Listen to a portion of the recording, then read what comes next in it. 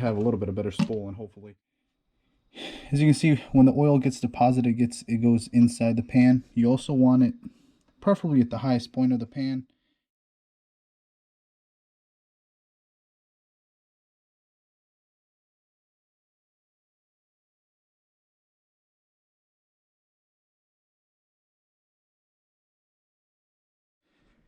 So as I run into another problem, I want to run this by you guys just to make sure that you guys are prepared for this in case you have this issue. So what I have laid out on this table are some parts that I was going to use and then I didn't, and I switched to some new parts, etc., etc. I'll go ahead and walk you guys through that. So when I first ordered the turbo kit, I ordered just a T3, T4, T70 oil feed line, which is this guy here, and the drain line.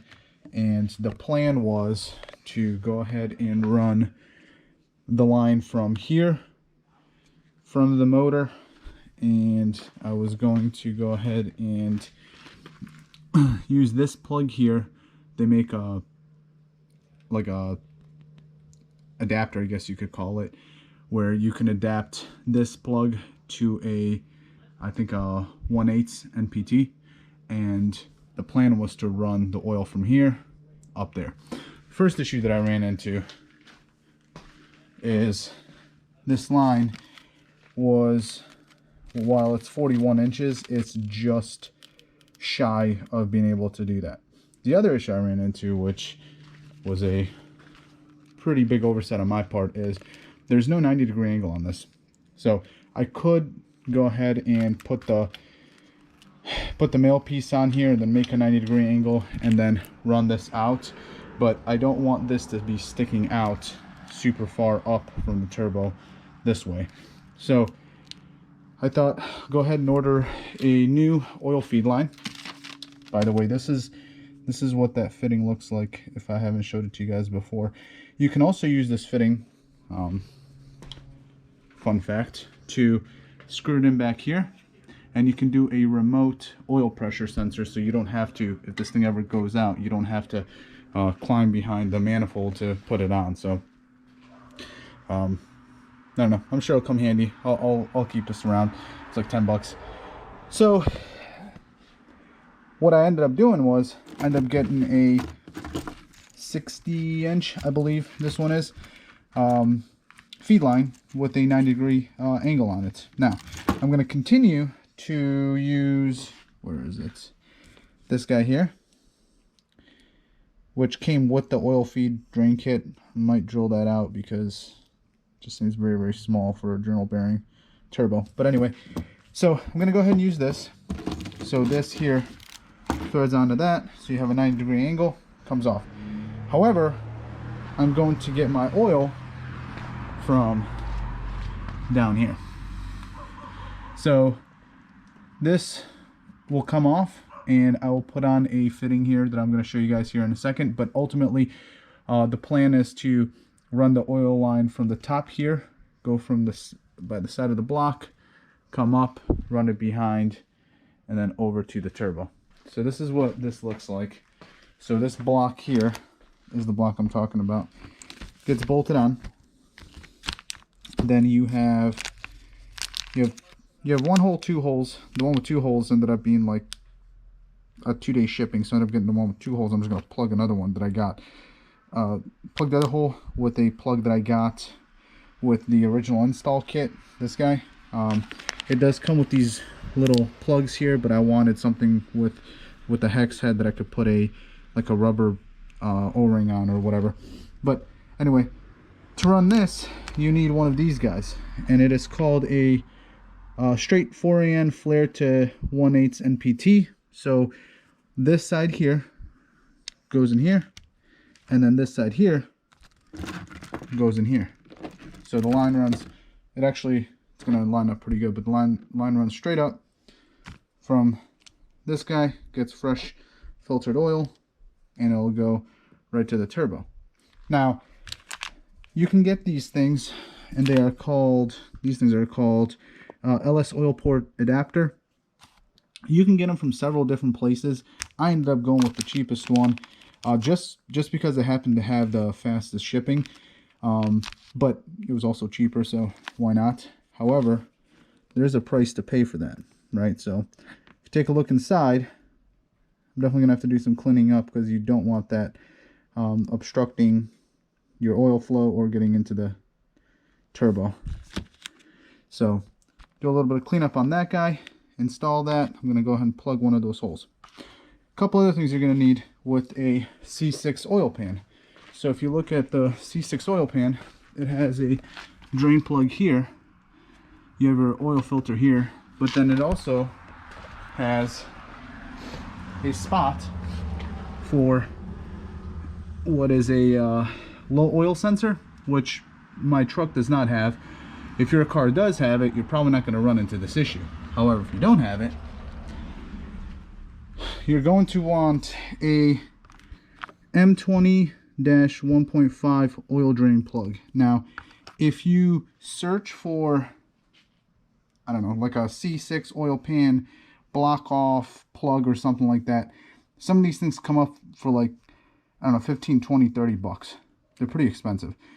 However, if you find the oil drain plug, it's like $5, and it's the same thing. It threads in, comes with this little gasket here, so it'll work good. Lastly, the drain hose. I'm going to go ahead and use this 10AN fitting. That's going to go from the bottom of the turbo here, which is just a straight shot coming down. And if you look at the angle, the plan is to have it coming down straight to the oil pan. So I'm going to go ahead and remove this brace because unfortunately I cannot keep my AC. I'm going to go ahead, tap into the oil pan away from over there, which by the way, the original plan was to use that as the drain, but the oil is definitely going to be up to that point, so that's not going to work. So I got to do the drain somewhere over here away from the engine mount and a straight shot from the turbo down to here. Now to achieve that, you have to have a fitting. So originally, now this comes with the kit, that the oil feed and drain kit. I was going to use this, and the plan was to drill a hole. We'll drill 3 holes, and then mount it onto the oil pan. However, on other turbo applications where I've used this, these things tend to leak a lot because there's nothing carrying the inner diameter here into the oil pan. Basically, oil almost always seeps down here. So anyway, what I figured was, while I'm waiting on all this, I'll just go ahead and do something a little bit better than that, which I opted for the 10AM turbo no weld fitting -10. And the way this guy works is you basically undo this nut here.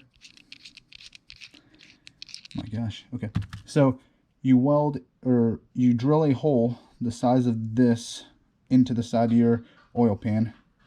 You remove one of these guys, right? So then you put this through your oil pan. You put this on the inside of the oil pan. You put this guy on, and then you take this guy and you simply tighten it, and it shouldn't leak simply because you have oil that gets carried, you know, maybe a half inch into the oil pan. You can always put some RTV, or you can run a bead of weld around here to the outside of the oil pan. So I'm gonna go ahead and install that as well. One more thing, or 2 more things not to forget, that I don't know why I thought that they would come with all these kits that I bought, but exhaust manifold gaskets, they never came with anything over here. So not with the manifold kit, not with the turbo. I didn't expect it to come with the turbo, but I expected it to come with the manifold kit, and I just, for some reason, I wasn't even paying attention that I didn't have it, and I threw away my old one. So went ahead and ordered these guys. And then if you are going to swap, which you're probably going to have to, from a LS2 valley cover to an LQ valley cover, which are different. You're probably gonna need these guys here, which are the gaskets that sit over the receiving bungs in the block for the knock sensors. So remember these two things, because I was pretty mystified when I didn't have them, and it was like super late at night trying to put everything together, and it sucked. So I'm gonna go ahead and start working on the oil return line, get that installed, and then I'm probably going to go ahead and install this guy, but not mount it to the turbo. I ended up finding a pretty good deal on one of these guys. So this turbo was $429 plus shipping and tax from Summit Racing, and this is the 7875 cast turbo, which I thought was a pretty good deal. However, being that it's Black Friday today, well, I don't think it's just a Black Friday thing, but I came across a Gen 2.5 7875 billet turbo for $449 with free shipping and no tax. So the other one's actually cheaper. So I'm going to go ahead and return this one and mount the other one, which should have a little bit of better spool and hopefully be able to put out a little more horsepower to get me to that 800 goal. So that's why I'm not going to mount it fully here. And I'm probably going to drop the block in with just the manifolds on, not the turbo, and then put everything together.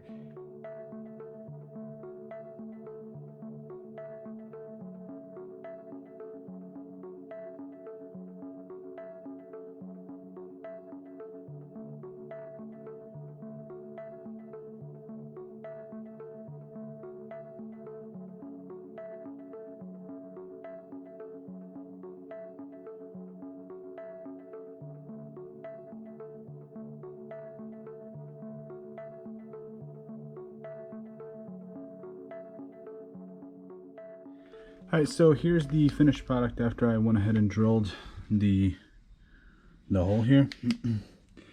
I ended up putting some paper towels in here and basically holding them up against the inner seam of the oil pan, so I didn't get any shavings in there whatsoever. So here's what it looks like now.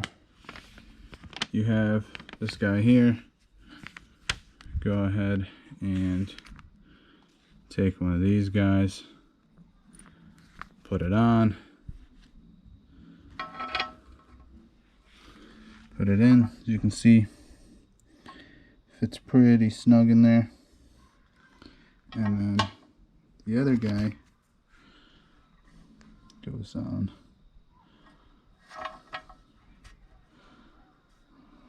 like that. And then it gets tightened down. And that is it. I'll probably do some thread lock on the inside here just to make sure that this never comes off. But as you can see, when the oil gets deposited, it goes inside the pan. You also want it preferably at the highest point of the pan. I don't suspect the oil being this high at all, but if it is, at least I'm trying to get to the highest point. I thought about doing it here. I actually had two X's. I had one here and then one here.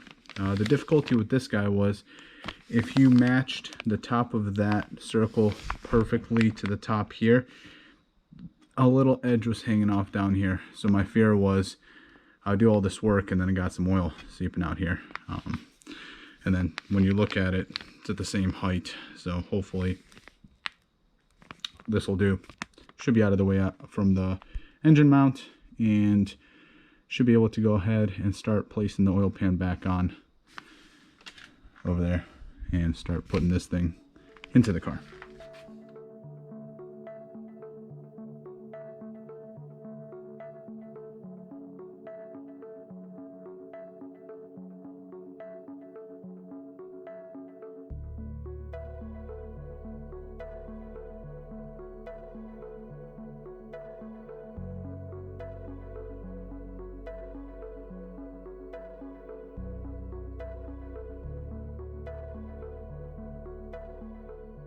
Well, that was pretty easy.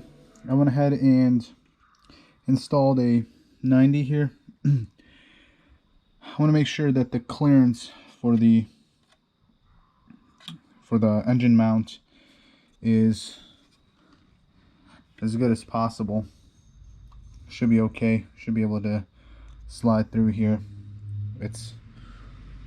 The cup is kind of on this side. Should be able to clear this. Took a wild guess on this angle here.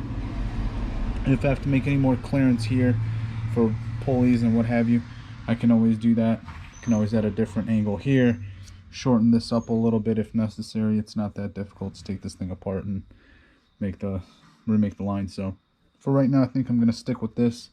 I'm going to go ahead and pop this front cover off.